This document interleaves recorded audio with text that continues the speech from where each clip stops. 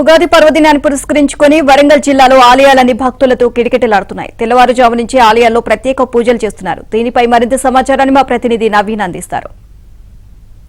తెలుగు నూతన సంవత్సరాది ఉగాది సందర్భంగా ఆలయాలకు భక్తులు పోటెత్తారు. ఉమ్మడి వరంగల్ జిల్లా వ్యాప్తంగా కూడా తెల్లవారుజాము నుంచే ఆలయాలకు భక్తులు పోటెత్తారు. ఇవాళ కొత్త సంవత్సరం, తెలుగు కొత్త సంవత్సరం సందర్భంగా ప్రత్యేక పూజా కార్యక్రమాలు చేస్తున్నారు. ఇవాళ పూజా కార్యక్రమాలు చేస్తే ఈ ఏడాది అంతా మంచి జరుగుతుందన్నటువంటి నమ్మకంతో భక్తులంతా కూడా పూజా కార్యక్రమాలకు శ్రీకారం చుడుతూ ఉన్నారు.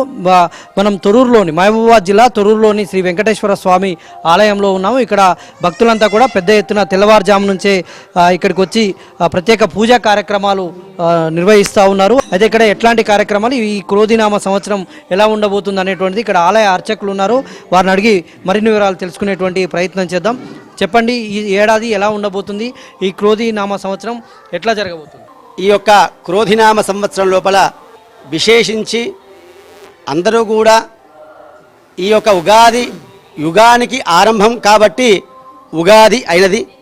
ఈ యొక్క ఉగాది లోపల స్వామివారికి చేసేటువంటి ఉత్సవాలు, అలాగే 12 రాసులకు సంబంధించినటువంటి 12 వారి ఫలితాలు ఈరోజు సాయంకాలం పూట పంచాంగ శ్రవణంతో ప్రారంభం చేస్తాం.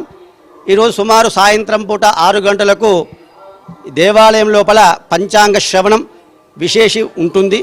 ఈ యొక్క క్రోధినామ సంవత్సరం లోపల అందరికీ కూడా మంచి జరగాలని కోరుకుంటూ జై శ్రీమన్నారాయణ. ఈ ఏడాది ఎలా ఉండబోతుంది? తెలంగాణ రాష్ట్రానికి కావచ్చు, ఇక్కడ రైతులకు పాడి పంటలు ఎలా ఉండబోతున్నాయి, ఆరోగ్యం కావచ్చు, ఇట్లాంటి విషయాల్లో ఎలా ఉండబోతుంది? ఈ యొక్క క్రోధినామ సంవత్సరము కొద్దిగా వర్షాలు అటు ఇటు అయినా కూడా, అలాగే ఎరుపు ధాన్యపు పంటలు చాలా విశేషించి పండుతాయి.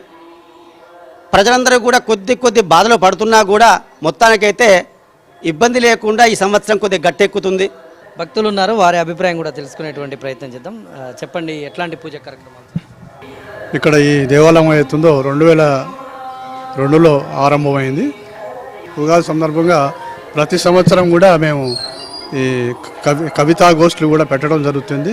అందులో పాల్గొన్నటువంటి కవులకు కూడా వారికి పురస్కారాలు ఇవ్వటం జరుగుతుంది.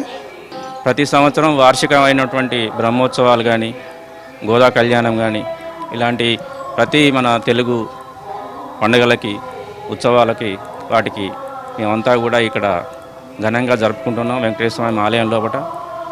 అలాగే ప్రతి సంవత్సరం ఏదో ఒక డెవలప్మెంట్ తీసుకువస్తూ ఆలయ అభివృద్ధి కోసము మా గ్రామ ప్రజల యొక్క సహకారంతో దీన్ని మా చేతనైనంతగా మేము దీన్ని డెవలప్ చేసుకుంటూ పోతున్నాం.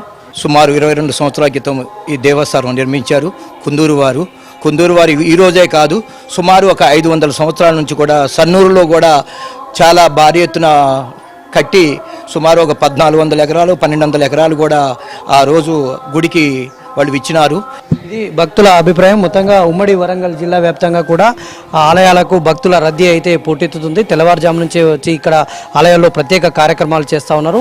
ఇక్కడ తొర్రూరులోని వెంకటేశ్వర స్వామి ఆలయం కూడా ఒక ప్రత్యేకంగా నిలుస్తుంది కాబట్టి ఇక్కడ కూడా వచ్చి ప్రత్యేక పూజలు చేస్తున్నారు. సాయంత్రం ఇక్కడ పంచాంగ పఠనం కూడా ఉంటుంది. ఆ కార్యక్రమాన్ని చూసేందుకు భక్తులు భారీగా తరలి వస్తారు. అందుకు తగినటువంటి విధంగా అయితే ఇక్కడ ఏర్పాట్లు చేస్తారు. వీడియో జర్నలిస్ట్ జగదీష్తో నవీన్, ఏబిఎన్ ఆంధ్రజ్యోతి.